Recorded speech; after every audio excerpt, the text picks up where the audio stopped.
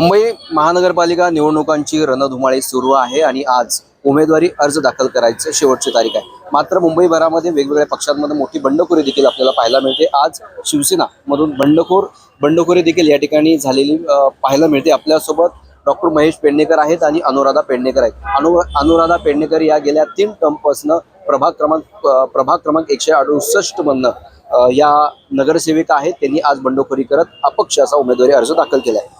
आज उमेदवारी अर्ज दाखल केलाय आणि पक्षामधनं तुम्हाला संधी दिली नाही, थेट तुम्ही बंडखोरी केलेली आहे। नाही बघा, मी बंडखोरी केली नाहीये। लोकशाहीच्या मार्गाने जो माझा अधिकार आहे तो मी अधिकार या ठिकाणी गाजवलेला आहे। तुम्हाला सगळ्यांनाच माहिती आहे की ज्या वेळेला आम्ही शिंदे साहेबांच्या पक्षामध्ये शिवसेनेमध्ये प्रवेश केला तेव्हा शिंदे साहेबांनी आम्हाला शब्द दिला होता की तुम्हाला तुमचा वॉर्ड लढण्यासारखा झाला तर तुम्हाला नक्की त्या ठिकाणाहून आम्ही उमेदवार म्हणून डिक्लेअर करू।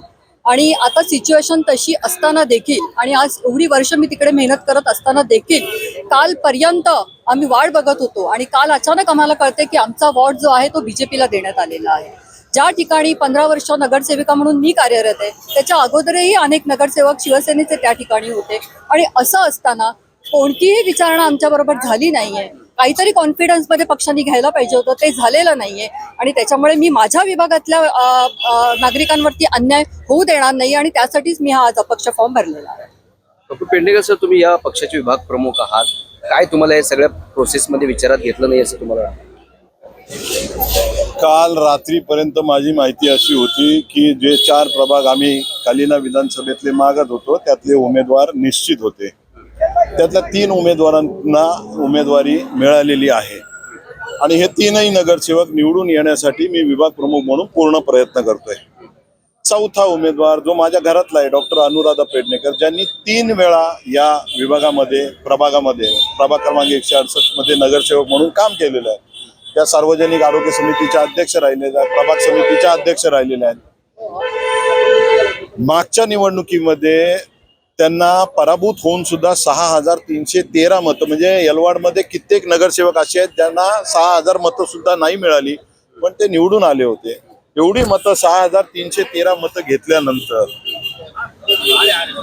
सुद्धा त्या पराभूत झाल्यानंतर देखील कार्यरत होत्या। असं असताना देखील यावेळेला मागच्या वेळेला जसं मी म्हटलं की हिंदुत्ववादी मतांचं विभाजन झालं, शिवसेनेला 6313 आणि भारतीय जनता पक्षाला 5600 असं मिळून 12000चं मतदान होतं। यावेळेला वाटलं होतं शिवसेना आणि भाजपा युती आहे, 12000 पैकी उभाटाला किती जाईल, 2000 3000 4000 जरी गेले असते तरी 8000 मध्ये ही सीट निघाली असती। त्या दृष्टिकोनातून आम्ही पूर्ण तयारी केली होती।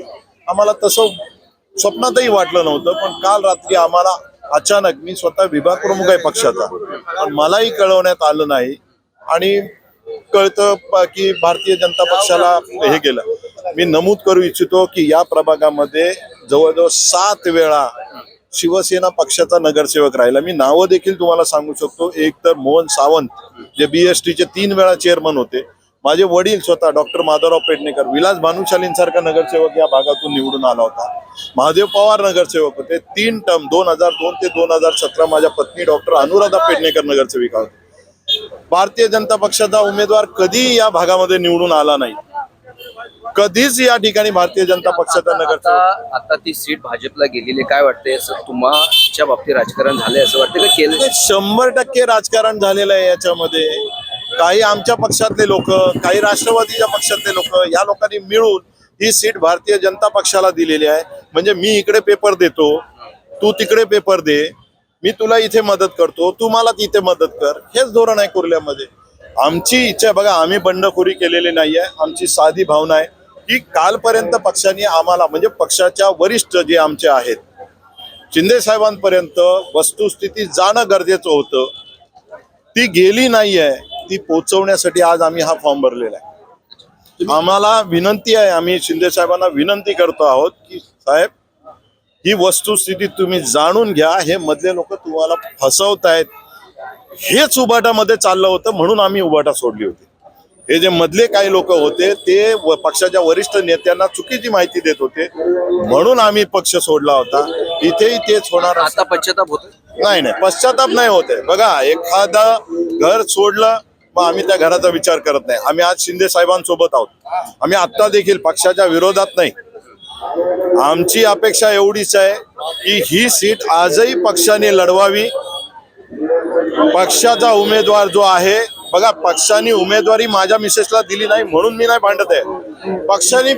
पक्षाची उमेदवारी दुसऱ्या पक्षाला देऊन टाकली. समजा तुम्ही विजय झाला तर काय भूमिका आहे पुढची?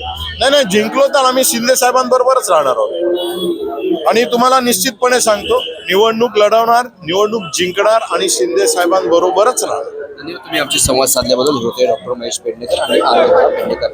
मी उन्नत DRV न्यूज, मुंबई.